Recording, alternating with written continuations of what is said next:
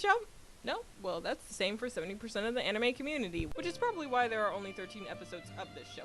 But, man, is that sad because this really deserves more attention than it gets. This tells the story of Raka, who wakes up from a giant cocoon to be greeted by a group of women who have small wings on their back to find that she also has wings of her own. It's honestly a pretty calm show, falling under the subgenre of, I am going to mispronounce this, I apologize in advance, Isekai, which basically are shows that are supposed to heal or soothe the audience. These shows have little to no conflict and will often point out the little delights of life. Because of this, if you want fast-paced action, this is not a show for you.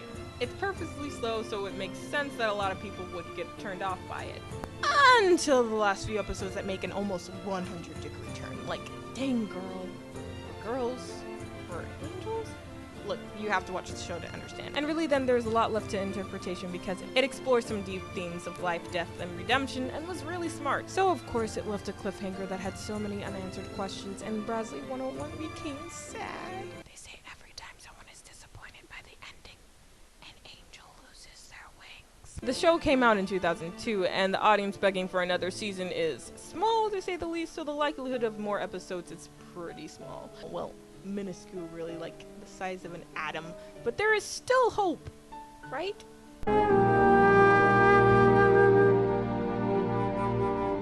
Oh come on, didn't we use this joke already? Really, why do I work with you? I need more friends. No! Ooh, another show that a lot of people have not heard of and needs more attention. Granted, this show gets more attention than Haibane Renmei and has become one of those shows you name when you want to be one of those anime hipsters that watches all the non-mainstream shows that are so cool and deep and you haven't lived until you watched it. But that being said, this is a non-mainstream show that is cool and deep, and I wouldn't say you haven't lived if you haven't watched it, but it definitely can make you think differently about life. It's a show about a young woman named Kino who goes on a journey with a talking motorcycle. And that's really about it. Like Haibane Renmei, most of the time it's a calm and slow-paced show. It can be exciting, but that really depends on the country that Kino and her talking motorcycle, also known as a motorrad, visit. And each country is its own unique world with its traditions and views and citizens. And it was always fascinating to learn about the country, the people that Kino interacts with, and their stories. Not only that, but Kino was an interesting character herself who would always do her best to, well, I guess the best way to put it would be interfere with anyone's lives unless it was absolutely necessary. Which was nice because it was a pretty objective view of the happenings in the show, allowing me to draw my own opinions and figure out the messages within each episode without the show outright telling me, and not a lot of shows can pull that off. Not only that, but the art style is beautiful, the dub and sub are both great, and Kelly Cousins deserves more work.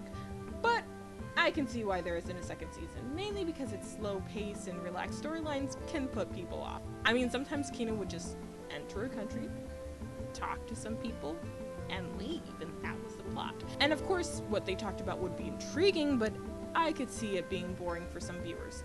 Many times this show became storybook hour, so if you aren't looking for an adult reading Rainbow, don't look in this anime's direction. And also you should burn your childhood because an adult reading Rainbow would be amazing! It's a good anime, and really is a great watch, which I would recommend. And luckily, its episodic nature makes it so that the ending is not too unfulfilling. There is really no overarching storyline other than Kino's, well, journey, so it ended like it began, with her visiting a new country, so technically it's not that the show didn't have an ending, it's just that it didn't need one. But still, to see more of the places that Kino travels to would be nice, and I would love to see more. No! Oh my god, there really is no excuse for this show, especially since the manga has ended, it's pretty popular, and well-liked. And that the ending, or lack thereof, made me pull my hair out. Pandora Hearts was a great show, and it still can be, if there was a second season. It tells the story of Oz Vesalius, who has a coming-of-age ceremony at age 15 and then is cast into an abyss, to be saved by a girl named Alice, the blood-stained black rabbit. And yes, this is another one of those down-the-rabbit-hole stories that this channel can't stop running into. But it is definitely the best rabbit hole story that we have covered. And I dare anyone to say otherwise. Really, this is just a good show, and if you haven't watched it, go do it. I'm serious. Go do it. Right now. There are 25 episodes and are each 24 minutes long, so you'll be back here in about 10 hours. Bye! Oh, you're back. Now, can you not see why this needs another season? Did you not feel the rage at the last episode? Did you not feel the world stop turning? I am not being overdramatic. No! One of the cutest shows in history, the amount of time I have awed at the show would make me feel embarrassed. Really, I can't watch the show with anyone else, because the number of times I've annoyed myself with the girly squeals and bursts of laughter would ruin my reputation. Fruits Basket follows Toru Honda, who, after certain events and some bad life choices, ends up in a house of men, including the world's resident prince, Yuki, to find that the family has a curse causing them to turn into animals of the 12 zodiacs when hugged by a member of the opposite gender. It's a really silly premise on paper, but really good in execution. It does follow many of the annoying shoujo tropes, including the Mary Jane happy-go-lucky main character, but really, it handles it well and I can't help but smile when watching it. It's a classic and really hits home for me because it was one of my first anime.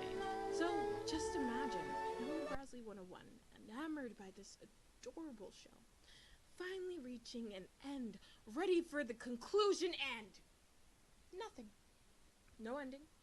No ceremony of splendor, no satisfaction of knowing what happened to the main characters. And when she looked for the next season, she found nothing more than a bunch of forums full of fans begging for the show to continue, as well as some annoying trolls and the occasional pervert, which is why I do not trust chat rooms to this day. But that aside, the world needs this cuteness back in its life. I need this cuteness back in my life. Akitaro Daiichi, you need this cuteness back in your life. And yes, I know you've moved on. I've seen some of the work you've done, and I like what you have done with Kami-sama Kiss. But don't let Fruits Basket be the one that got away. Run to her, Akitaro. Run to her. No! You hear? That's the sound of a million fans' hearts breaking as they realize that another second has passed with the show not having another season. Kiss, kiss, fall in love. Hey, hey, hey. Really, I can't say much about how much this show needs another season that other people haven't. Everyone in the anime community has at least heard of this show, and if you haven't, you will now. The plot is really inconsequential, and all you need to know is that a girl named Haruhi has to pretend to be a boy to get customers at a school's host club to pay off a debt after breaking an expensive vase, also known as plot device. But I'll let that slide, because this serves nothing more than a reason to have Haruhi interact with the host club, because otherwise she would never have talked to them again, because she is one of the few shoujo characters that uses common sense rather than being the generic female lead that easily gets manipulated to fit the plot. And the guys are actually likable. Every episode was just a joy to watch. And once again, this is one of my first animes, so it hits home. I think the main reason the show works is because this is a parody that is its own thing. But that's because it's not one of those parodies that simply makes fun of a medium or has a bunch of references. Rather, Ouran is its own show that incorporates all the things that we love and hate about shoujo, embraces it, and laughs at it. It's not afraid of admitting how stupid it can be and how manipulative it can be. Yet, it takes the stupidity seriously and even has some thoughtful moments. It's silly, smart, and not afraid to flaunt it. And it has its own unique, interesting concept. Now with the ending, I can get it. I can even understand that if Ouran was continued, it was not meant to end with Haruhi choosing a guy. The host club is a place where the school's handsomest boys with too much time on their hands entertain young ladies who also have way too much time on their hands. Just think of it as Ouran Academy's elegant playground for the super rich and beautiful. And once romantic relationships are established, it and the club just wouldn't be the same. As the last clip of the show says, Remember, you're welcome to visit us in Music Room 3 whenever you'd like to. The Ouran Club will be waiting for you. so we can go back and imagine in our heads who we want Haruhi to be with, and enjoy all those nonsensical moments and the laughs and the constant man service.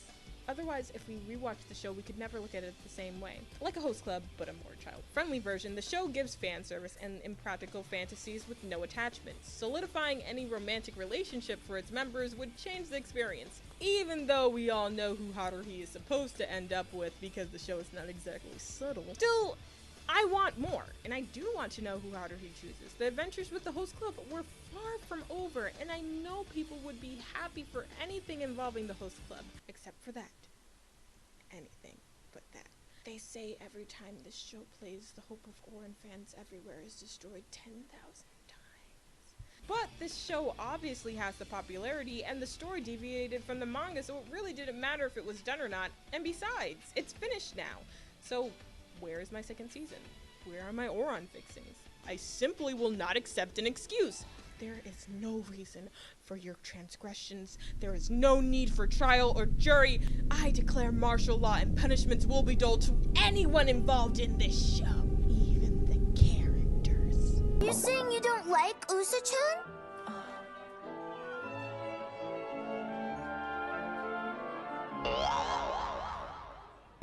Gosh, I just can't say I'm mad at you, Usa-chan. But until the second season is out, I can see the anime community will always have something missing.